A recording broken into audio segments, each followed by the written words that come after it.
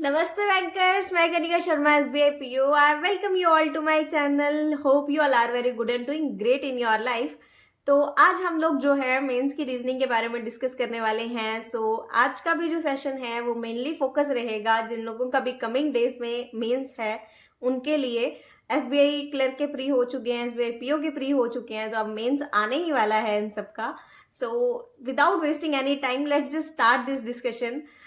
जो मेंस की रीजनिंग होती है ना वो 3 से 4 पार्ट्स में डिवाइडेड रहती है. वो क्या रहता है, सबसे पहले हमारा होता है मिसलिनियस पोर्शन, आफ्टर दैट हमारी होती है puzzles and sitting arrangement, and then होते हैं क्रिटिकल रीजनिंग, और उसके बाद होते हैं कुछ मेट्रिक बेस या कुछ नए टाइप के अगर कोई क्वेश्चन आपको दिख जाता है एग्जाम में तो उस तरह का कोई क्वेश्चन होता है, मतलब नए पैटर्न में क्वेश्चन आते हैं कुछ जो.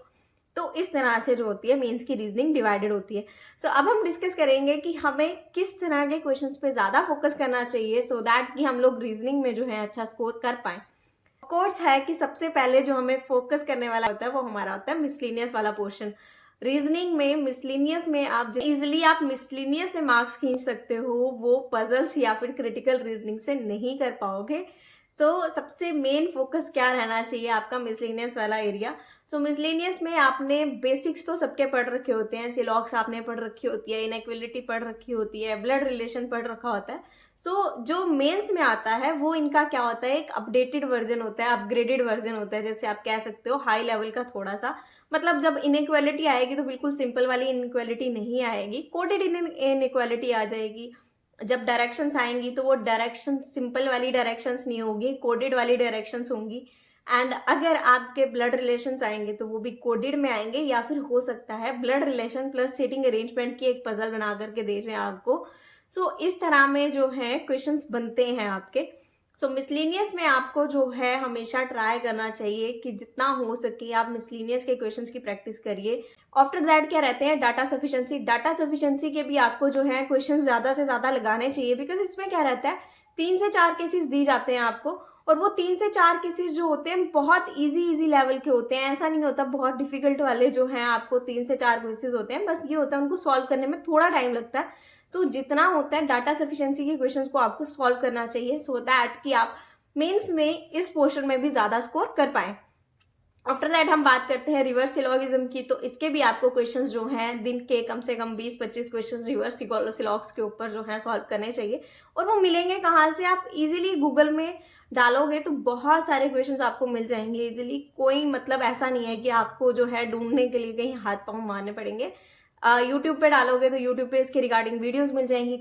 इस तरह से आपको क्या करना चाहिए, अपने मिसलिनियस के पोर्शन को लेकर के जाना चाहिए. एंड मिसलिनियस जितना प्रैक्टिस आप करोगे उतना अच्छा जो है आपके चांसेस रहते हैं रीजनिंग के सेक्शन में स्कोर करने के मेंस में. आफ्टर दैट अब हम बात करते हैं कि जब आपने मिसलिनियस के सेक्शन में बहुत सारे क्वेश्चन बनाने की ट्राई कर ली, जितने क्वेश्चन बना सकते हो आपको सबसे पहले मेंस में यही ट्राई करना होता है कि जितने मिसलिनियस की सेक्शन से आप क्वेश्चन बना पाओ वो बना लो. आफ्टर दैट आपको पजल्स जो आती जाती है ना उनको क्या कर देना चाहिए, मार्क फॉर रिव्यू कर देना चाहिए. और मार्क फॉर रिव्यू किया होगा फिर आप जाके देखिए कि किस तरह की पजल्स आई हुई हैं. जिस तरह की पजल आपने ज्यादा प्रैक्टिस की हुई है उस तरह की पजल को सबसे पहले सॉल्व करने जाओ. बट मैं ये कहूंगी कि अगर sitting arrangement plus blood relation के बेस पे कोई पजल आ जाती है वो देखने में आसान होती है पर कंपैरेटिवली वो इजी नहीं होती है. मतलब बहुत बारी हम उसमें उलझ जाते हैं. तो इस तरह की पजल को थोड़ा मतलब बाद में जो है सॉल्व करने का ट्राई कीजिए. अगर आपको कोई मतलब जो है नए तरह का क्वेश्चन अगर आपको दिखता है उसको सबसे पहले सॉल्व करने का ट्राई कीजिए आफ्टर मिसलिनियस, बिकॉज उस तरह के जो क्वेश्चन होते हैं ना उनको पढ़ने में और उनको समझने में थोड़ा टाइम लग सकता है, बट जो सॉल्व करना होता है उनको वो बहुत इजी होते हैं और वो स्कोरिंग होते हैं क्वेश्चंस उस तरह के. कोई भी नए पैटर्न में अगर आपको क्वेश्चन दिखता है रीजनिंग में सो वो कंपैरेटिवली जो होगा वो इजी ही होगा. बस उसको एक बार ही उसकी डायरेक्शंस को अच्छे से अगर आप समझ जाएंगे ना, डायरेक्शंस को पढ़ने में चाहे आप 2 से 3 टाइम लगा लीजिए लेकिन उसकी डायरेक्शंस को अच्छे से समझिए और उस तरह के क्वेश्चन को सॉल्व कीजिए. बहुत इजी होते हैं उस तरह के क्वेश्चन सॉल्व करना. हमेशा ट्राई कीजिएगा कि रीजनिंग में पजल्स के बाद अगर आपको कोई भी न्यू तरह का न्यू पैटर्न में कोई क्वेश्चन दिखता है तो उस तरह के क्वेश्चन को सॉल्व करने चाहिए. आफ्टर दैट आपका क्या रहना चाहिए, critical reasoning. So critical reasoning में आपको प्रैक्टिस तो आपको कर लेनी चाहिए हर तरह की क्रिटिकल रीजनिंग में, क्या क्या पूछा जाता है और किस तरह से आपको आंसर करना होता है। बट मैं ये कहूँगी हमेशा उसमें क्या करना चाहिए, आपको चांस कम लेना चाहिए, बिकॉज क्रिटिकल रीजनिंग क्या रहती है, नेगेटिव मार्किंग में हमारा बहुत बड़ा रोल प्ले करती है। हमें तो लगता है कि हम सही कर रहे हैं, बट वो मोस्ट ऑफ द टाइम क्या रहते हैं, हमारे क्वेश्चन गलत ही रहते हैं। अगर हम 5 सॉल्व करेंगे उसमें से 2 ठीक रहेंगे और 3 गलत रहेंगे। सो इस तरह की आपको चांस नहीं लेना चाहिए। अगर आपकी क्रिटिकल रीजनिंग बहुत अच्छी है, अंडरस्टैंडिंग बहुत अच्छी है उसमें, सो आपको डेफिनेटली चांस लेना चाहिए, स्कोरिंग है वो। बट मैं ये कहूँगी जिन लोगों की ज़्यादा प्रैक्टिस नहीं है उस पर, तो वो ट्राई करें कि उसको अवॉइड ही करें, या फिर मतलब अगर बहुत ज़्यादा डिफिकल्ट पेपर आया है, आपको लग रहा है कि अब इसमें से कुछ भी बन नहीं पा रहा है, और क्रिटिकल रीजनिंग में अगर आपको कुछ क्वेश्चन दिखते हैं सॉल्व करने के, तो उनको सॉल्व कर लीजिए। बट ज़्यादातर मैं ये कहूँगी कि सबसे पहले अपना मेजर पोर्शन कवर कर लीजिए, उसके बाद अगर क्रिटिकल रीजनिंग में आपको लगता है किसी क्वेश्चन में आपको चांस लेना चाहिए तो ज़रूर लीजिए।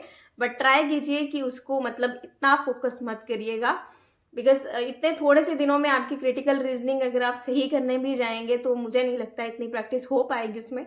सो ज़्यादातर आपको प्रैक्टिस करनी चाहिए इस तरह के मिसलिनियस क्वेश्चंस में, न्यू पैटर्न बेस्ड क्वेश्चंस में और पजल्स एंड सिटिंग अरेंजमेंट में।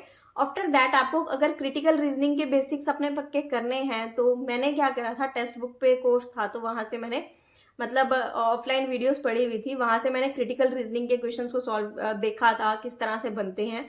सो मे बी अभी भी पढ़ा हो, अगर नहीं होगा तो आप मेरिट शाइन में एक प्लेलिस्ट पढ़ी हुई है क्रिटिकल रीजनिंग की, वहाँ पे जो सर हैं उन्होंने अच्छे से पढ़ाया हुआ है, वो जो है आप उनकी प्लेलिस्ट जो है वो चेक कर सकते हैं क्रिटिकल रीजनिंग की। वो मतलब वहाँ से आपके बेसिक्स जो हैं क्रिटिकल रीजनिंग के रिगार्डिंग जो है क्लियर हो जाएंगे। कि इस तरह की स्ट्रेटेजी ही आपको लेकर के चलनी है और ट्राई करना है आपने कि जितनी हो सकती हैं हाई लेवल की पजल्स को सॉल्व करने की ट्राई करिएगा, बिकॉज जो पजल्स हैं वो भी आपका सेवियर का काम करेंगी मेंस में। एंड आफ्टर दैट आपका जो मिसलिनियस है, मिसलिनियस के ज़्यादा से ज़्यादा क्वेश्चंस को सॉल्व कीजिए। मैंने वर्चुअस से प्रैक्टिस करी थी, वर्चुअस चैनल जो है यूट्यूब पे ध्रुव सर से, रीजनिंग काफ़ी अच्छी करवाते हैं वो, उनका डेली लाइव सेशन होता था एक हाई लेवल रीजनिंग का, तो मैं वो लगाया करती थी।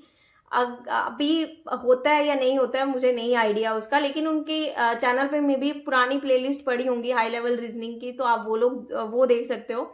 मैं ये नहीं कह रही कि उनके बनाए हुए तरीके से आप सॉल्व कीजिए, आप एटलीस्ट ये तो कर सकते हैं कि उनका जो क्वेश्चन है उसका स्क्रीनशॉट लेके उसको खुद से सॉल्व करने की ट्राई कीजिए।